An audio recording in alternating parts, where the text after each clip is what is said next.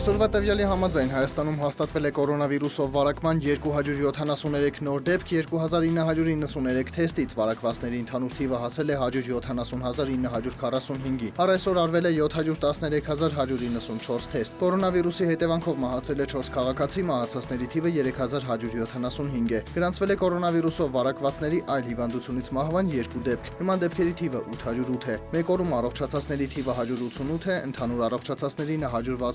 162,517, փաստացի բուժվողներինը 4445։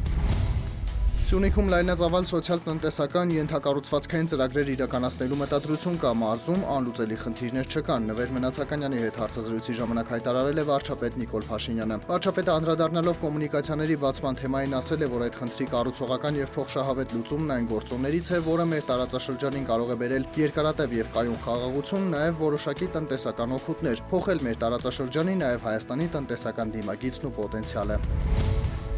Ազգային ժողովի տնտեսական հարցերի մշտական հանձնաժողովի նիստում երկրորդ ընթերցման հավանություն ստացավ պետական գնումների պլանավորման, գնումների նախնական հսկողության պայմանագրերի կատարման կարգերը սահմանող օրենքի նախագիծը։ Գնումների մասին օրենքում փոփոխություն կատարելու հիմնական նպատակը հանրային վերահսկողության իրականացումն է գնումների գործընթացի հանդեպ, ասել է նախագծի հեղինակ Իմ Քայլը խմբակցության պատգամավոր Գևորգ Պապոյանը։ Օրենքի ընդունումից հետո գնման գործընթացին մասնակցած, բայց չհաղթած մասնակիցը կամ զանգվածային լրատվության միջոցների ներկայացուցիչը ՀԿ-ները, որոնք մասնագիտացված են այդ գործընթացում, կկարողանան պայմանագրի կատարման, կառավարման շրջանակում հանրային հսկողություն իրականացնել բոլոր այն գնումների դեպքում, որտեղ բազային միավորը պայմանագրի գնի դեպքում գերազանցում է, ասել է Պապոյանը։ Պետական գաղտնիք պարունակող գնումների դեպքում գնման գործընթացին կարող են մասնակցել միայն հայտ ներկայացրած մասնակիցները։ Օրենքի պահանջները չեն տարածվում, մինչև օրենքի ուժի մեջ մտնելը սկսված եւ չավարտված գնման գործընթացների վրա։ Արմավիրի մարզում նախադպրոցական հաստատությունների շենքերի կառուցման կամ վերակառուցման 26 ծրագիր է հաստատվել։ Շինարարությունն ակտիվորեն շարունակվում է հիմնականում պետություն համայնք համաֆինանսավորմամբ։ Զարթոն գյուղի բնակիչները սեփական համայնքի մանկապարտեզն իրենց ձեռքով են կառուցում պետության եւ համայնքի 50% մասնակցությամբ։ Երբևէ մանկապարտեզ չունեցած գյուղում բոլորը դրա շահագործմանն են սպասում։ Նաեւ 8-ից 10 նոր աշխատատեղ կստեղծվի։ 21 թվին մենք աշխատենք միջև գարնան վերջը ավարտենք առաջի փուլը, նրանց հետո մինչև տարեվերջ ավարտենք երկրորդ փուլը։ Գումարի խնդիր չկա մեր կողմից, կառավարությունն էլ իր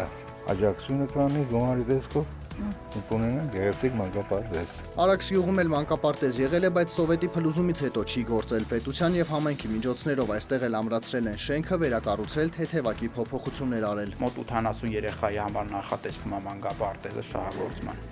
Մայիսի վերջ ամբողջությամբ բարեկարգման աշխատանքները բակել կվերջացնենք, երևի արդեն սեպտեմբերից կսկսենք կահավորել ու աշխատել։ Արմավիրի մարզպետն ընդգծել է, որ վերակառուցման 26 ծրագրի ավարտին Արմավիրի գյուղական համայնքներում այլևս չի մնա մանկապարտեզի հերթին սպասող երեխա։ Վերջին օրերին ավիատոմսերի բարձր գնի վերաբերյալ տնտեսական մրցակցության պետական պաշտպանության հանձնաժողովը բողոքներ չի ստացել, ասել է հանձնաժողովի անդամ Հայկ Կարապետյանը։ Կարագի ձեթի ալյուրի ձվի բարձր գները պայմանավորված են համավարակի հետևանքով համաշխարհային տնտեսությունում իրականացվող փոփոխություններով, թանկացել են հիմնականում ներկրվող ապրանքները, տեղեկացնում է Կարապետյանը։ Բարեխիղճ տնտեսվարողների համար էլ տնտեսական մրցակցության պաշտպանության մասին օրենքում փոփոխությունները կստեղծեն ավելի լավ պայմաններ։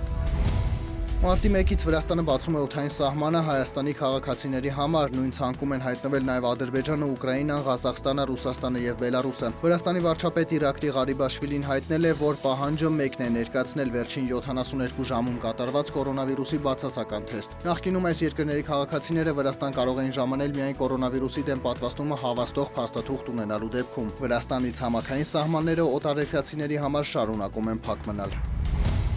Հայաստանի գյուղատնտեսության ոլորտը 2,65 միլիոն դոլար լրացուցիչ ֆինանսավորում կստանա, հայտարարել է Միացյալ Նահանգների միջազգային զարգացման գործակալությունը։ Ֆինանսավորման շրջանակում կընդլայնվեն Միացյալ Նահանգների միջազգային զարգացման գործակալության 2 ծրագրեր, առավել նպատակային աջակցություն տրամադրելով կին ձեռներեցներին եւ ձևավորելով կոոպերատիվներ։ 1,15 միլիոն դոլարով կավելացվի գյուղական տնտեսական զարգացում, նոր տնտեսական հնարավորություններ ծրագիրը, այն կօգնի զարգացնել կանանց կարողությունները, խթանել գյուղական ձեռնարկատիրությունը։ 1,5 միլիոն դոլար էլ տրամադրվել է նորարարական գյուղատնտեսական դասընթացների եւ ուսուցման ճամբար ծրագրին։ Ծրագրի շնորհիվ ակնկալվում է, որ մինչև 2023 ապրիլը առնվազն 1000 կին ֆերմեր ավելի լավ կկարողանա օգտվել գյուղատնտեսական նոր գործելակերպերից եւ տեխնոլոգիաներից։